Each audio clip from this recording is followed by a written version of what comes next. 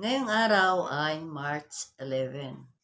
Ang mga individual na may kaarawan ng March 11 ay mga progresibo o umuunlad.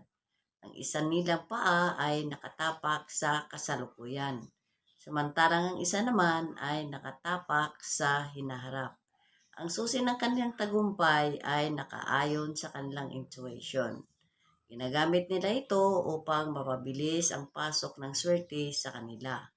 Ang kanilang pamamaraan ay nalintulad sa isang salamangkero. Ang talas ng kanilang kaisipan ang nagiging tulay nila sa mabilis na paghatak sa mga nakatulalang oportunidad.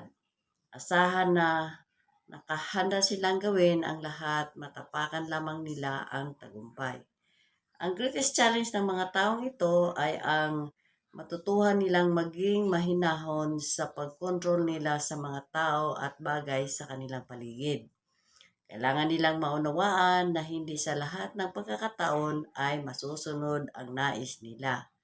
Matutuhan dapat nilang bigyan importansya ang ibang tao. Hangaan mo ang kanilang pagkatao dahil sa kanilang pagiging masigasig, makapangyarihan at maging ang kanilang intuition.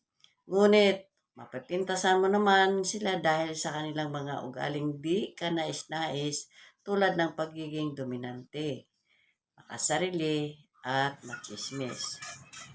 The power to, I can see the magic and beauty of the present moment.